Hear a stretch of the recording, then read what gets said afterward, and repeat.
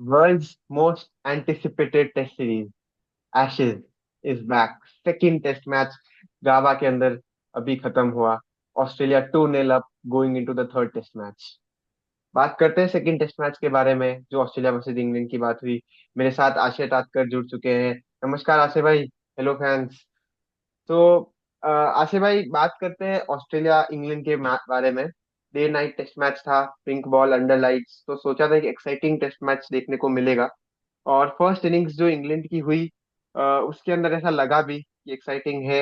England ने board पे 300 run बनाए थे, बट उसके बाद पता नहीं क्या मोमेंटम लॉस किया, वो पूरे टेस्ट मैच में वापस आ ही नहीं पाए।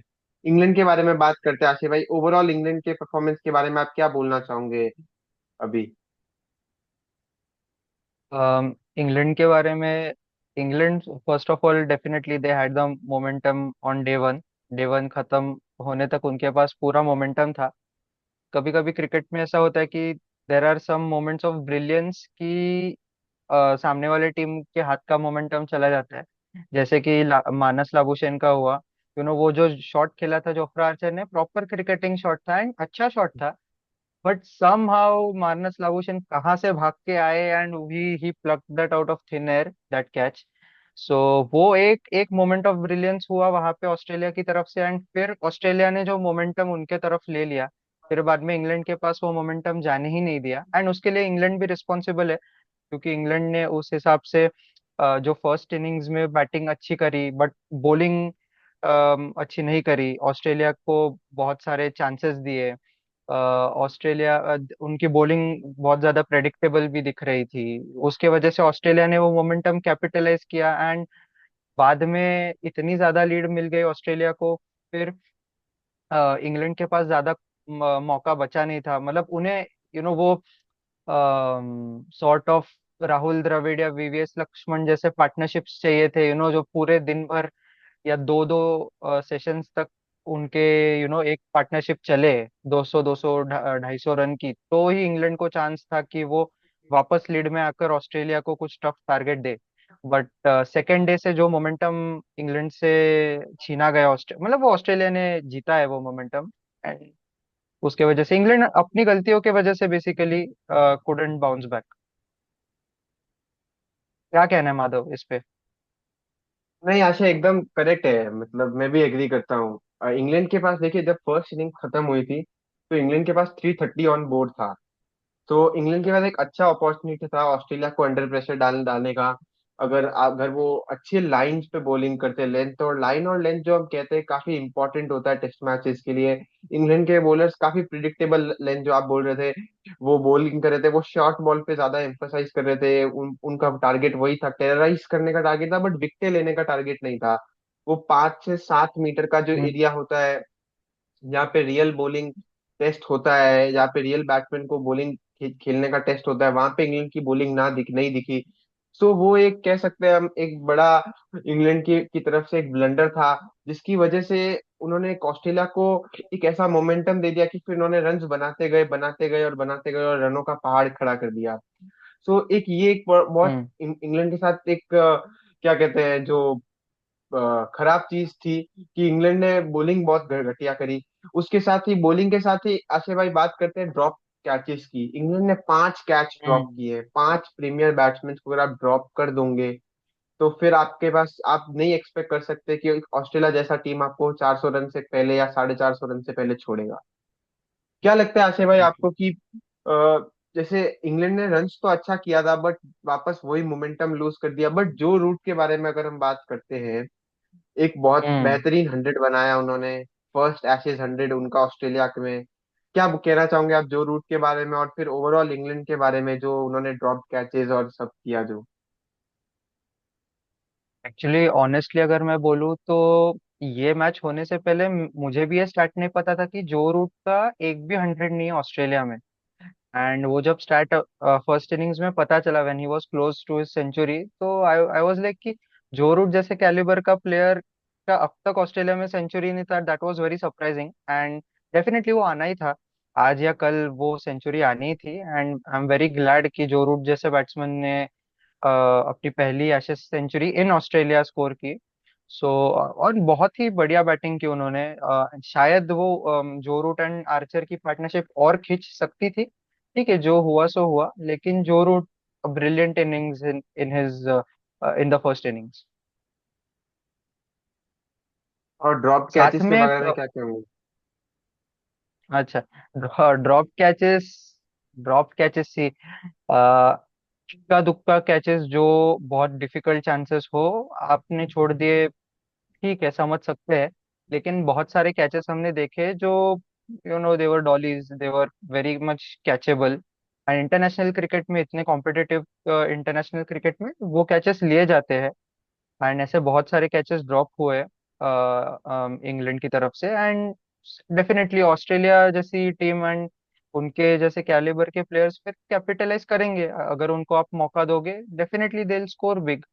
सो यही था, अगर वो शायद वो कैचेस भी अगर पकड़ लेते इंग्लैंड, मे बी ऑस्ट्रेलिया 150 के ऊपर की लीड ना ले पाता।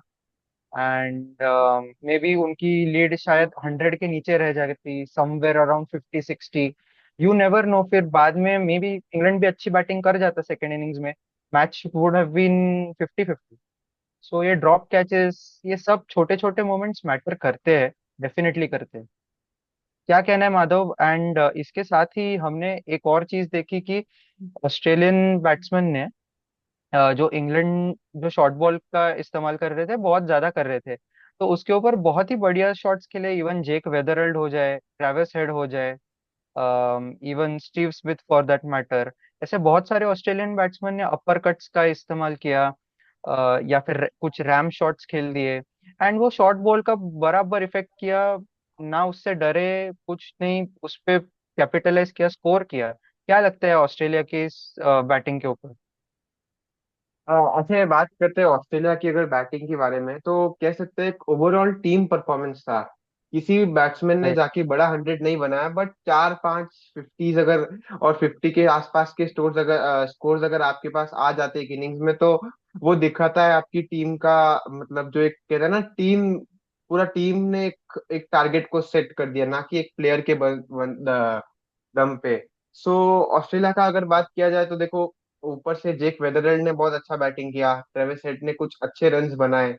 मानस का अच्छा सन था, स्टीव स्मिथ का अच्छा 50, कैमरन ग्रीन का अच्छा रन। उसके बाद जो हम बात करते हैं मिचेल स्टार्क, वो आ गए तो उन्होंने पूरा एलेक्स मतलब, कैरी। या Alex Carey, sorry Alex Carey के कुछ अच्छे रन्स, हैंडी रन्स, मिचेल हम्म। स्टार्क और पूरी टेल, तो कह सकते हैं ऑस्ट्रेलिया ने एक बहुत अच्छा परफॉर्मेंस दिया है। ऐसा नहीं कि उन्होंने, और मेजर चीज क्या थी ना आशय भाई, कि ऑस्ट्रेलिया को के बैट्समैन को पता था कि इंग्लैंड हम पे बाउंसर्स ट्राई करने वाले, तो वो प्रिपेयर थे उसके लिए, क्योंकि इंग्लैंड ने और कोई हम्म। लेंथ टारगेट की ही नहीं, उनको प्राइमरीली वही टारगेट किया, तो हम्म। वो लोग प्रिपेयर थे उसके लिए। और वैसा भी एक और भी चीज है कि उन्होंने अपनी विकेट फेंकने का प्रयास नहीं किया, उसको संभाल के खेलने का ट्राई किया। तो वो एक राइट। इम्पोर्टेंट, जो जो कहते हैं ना, वो एक इम्पोर्टेंट फैक्टर है दोनों के बीच का डिफरेंस का, इंग्लैंड और ऑस्ट्रेलिया की बैटिंग के अंदर। एक और चीज राइट। आशे भाई, इंग्लैंड के बॉलर जहाँ पे टेल एंडर्स जो जल्दी निकल गए, ऑस्ट्रेलिया के टेल एंडर्स ने 53 ओवर्स बैटिंग की है। मिचेल स्टार्क ने 77 रन हमने देखा बनाए हैं। क्या कहना चाहोगे आप मिचेल स्टार्क के बारे में, और उनकी टेल के बारे में, जो उन्होंने एक 53 ओवर रन का इंग्लैंड को, मतलब कहते हैं ना ग्रोवल, जो हम अभी बहुत सुना है हमने वर्ड, ग्रोवल करवा दिया वैसा इंग्लैंड के साथ। या डेफिनेटली उनका टेल है केपेबल। जहाँ पे हमने देखा है Mitchell Starc, he can play, no, he can. जैसे हम इंडियन टीम में अभी फिलहाल कुलदीप यादव के ऊपर बैंक कर रहे हैं, बट मिचेल स्टार्क तो he is 10 times better than Kuldeep Yadav batting at the same number. So ऐसा अगर कोई प्लेयर ऐसे कैलिबर का है आपका टेल एंडर, तो डेफिनेटली आपका टेल स्ट्रांग होगा। And Mitchell Starc showed his all-round performance. साथ में बोलंड ने भी कुछ अच्छे शॉट्स खेले, मैंने देखे बैकफुट के ऊपर बहुत अच्छे शॉट्स खेले बोलंड ने। एंड साथ ही साथ इंग्लैंड का टेल बढ़िया रहा इस, बट एक चीज है मैंने नोटिस की कि इवन इंग्लैंड की बैटिंग जब चल रही थी सेकेंड इनिंग्स में, गिलक्रिस्ट मेड अ रिमार्क की reckless batting by England number 3। So Ollie Pope, मैं भी उनकी इनिंग्स देख रहा था, बहुत ही मतलब नाइन्थ टेंथ स्टंप की बॉल को छेड़ने जा रहे थे, एक दो बार बच भी गए, बट एंड अंत में जाके आउट हो गए। तो ये इंग्लैंड की बैटिंग अप्रोच के बारे में क्या कहोगे, स्पेशली इन सेकेंड इनिंग्स? मैं तो इंग्लैंड की बैटिंग अप्रोच को ब्रेनलेस कहूंगा आशे भाई। जब आपको पता है आपके पास 170 का लीड है, आप मतलब आपको पता है हम 1-0 टेस्ट मैच में जा चुके हैं ऑलरेडी, और ये भी टेस्ट मैच ऑलमोस्ट खत्म है, उसके बाद भी इंग्लैंड की बैटिंग के अंदर प्लेयर्स जाके शॉट्स खेल रहे हैं, 6-7 स्टंप की लाइन को हिट कर रहे हैं। माइकल वॉन ने एक बहुत बढ़िया बात बोली थी, उन्होंने बोला था कि जब पार्टनरशिप अच्छी चल रही थी जैक जब क्या कहते हैं, जब ओपनिंग स्टैंड वगैरह जब थोड़ा बहुत अच्छा चल रहा था, तो उन्होंने एक बहुत सही बात बोली थी। उन्होंने बोला था कि अभी अभी इंग्लैंड का स्टैंड क्या नाम है, अभी ये चल रहा है, पर अगर विकेटें गिरेंगी तो एक साथ ही गिरेंगी, और वही हमने देखा, जब एक साथ विकेट गिरी तो हम्म। इंग्लैंड का बैटिंग ऑर्डर पूरा कोलैप्स कर गया। इसी के साथ ही आशय भाई करेक्ट। आप देखते हैं मिचेल स्टार्क, पैट कमिंस नहीं थे, जॉश हेजलवुड नहीं थे, 2 मैचेस में 2 प्रीमियर फास्ट बॉलर्स नहीं, कैप्टन नहीं, उसके बाद जो स्टार्क ने रिस्पॉन्सिबिलिटी उठाई है, 18 विकेट्स, और डे नाइट टेस्ट मैचेस के तो हम प्लेयर कह ऑफ द सकते हैं मैच। ग्रेटेस्ट बॉलर है मिचेल स्टार्क। सो इस कुछ भी कहिए, बट ये कहिए कि मिचेल स्टार्क की फिटनेस, मिचेल स्टार्क की स्किल, मिचेल स्टार्क की ability to deliver at high stakes matches is very brilliant. क्या कहना चाहेंगे आप मिचेल स्टार्क के बारे में? मिचेल स्टार्क का, यू सेड एबिलिटी, फिटनेस, मैं उसके साथ में एक और वर्ड जोड़ना चाहूंगा, कमिटमेंट। कि जो कमिटमेंट रहा है मिचेल स्टार्क का टेस्ट क्रिकेट के लिए, that has been commendable. And obviously when Pat Cummins, your captain is not there, Hazlewood जो ब्रिलियंट फॉर्म में थे अभी कुछ एक महीने पहले, वो भी इंजर्ड है, वो भी अवेलेबल नहीं है। So at that time he is the leader of the pack, and he is leading from the front. And 2 matches में 18 विकेट्स हो गए। सो लेट्स होप कि और 3 टेस्ट मैचेस है, और 30 विकेट्स और चाहिए मिचेल जॉनसन का वो रिकॉर्ड तोड़ने।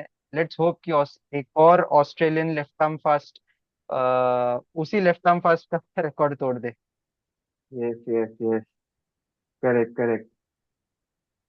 इसी के साथ अक्षय भाई यस। देखो, इंग्लैंड और ऑस्ट्रेलिया के बारे में हमने बात की, हमने सब कुछ बात की। एक और पॉइंट मैं हाईलाइट करना चाहता हूँ कि इंग्लैंड और ऑस्ट्रेलिया के 2 टेस्ट मैचेस खत्म हो गए, इंग्लैंड के पास एक चांस था सीरीज में ऊपर जाने का, बट वो नहीं जा पाए। अब नेक्स्ट टेस्ट मैच के लिए हम बात करेंगे, बट पैट कमिंस आ रहे हैं, ऐसी खबर आई है। देखते हैं क्या होता है क्या हम्म। नहीं होता है, उसकी उसके थर्ड टेस्ट मैच के प्रीव्यू के बारे में हम फिर से आएंगे। अभी के लिए तो इस चर्चा को समाप्त करते हैं। एक बहुत ही राइट। कह सकते हैं ना, एक इंग्लैंड के लिए एक जो है वो ये है कि इंग्लैंड को बहुत सोच विचार करने की जरूरत है अपने अंदर ही, क्वेश्चंस पूछने पड़ेंगे, हम्म। और अच्छे अच्छे बैट्समैन और अच्छे अच्छे बॉलर्स को स्टेप अप करना पड़ेगा उस पोजीशन पे, और रिस्पॉन्सिबिलिटी से खेलना पड़ेगा। चलिए वो सब तो चलता रहेगा। इसी के साथ ही समाप्त करते हैं। आप सब यूजर्स को, आप सब फैंस को भी, अगर आपको हमारा कंटेंट, हमारा हमारा एक छोटा सा शुरुआत है, हमारी एक छोटी सी शुरुआत आपको अच्छी लगती है, तो आप लाइक कीजिए, सब्सक्राइब कीजिए, शेयर कीजिए, और आप अपने कमेंट्स, आप अपने थॉट्स कमेंट बॉक्स में लिखिए। हमको भी पता चलता है कि ऑडियंस क्या सोच रही है, क्या हम सही है या ऑडियंस क्या अलग सोच रही है उससे। एग्जैक्टली। तो thank you so much for watching this. Thank you आशे भाई। चलो।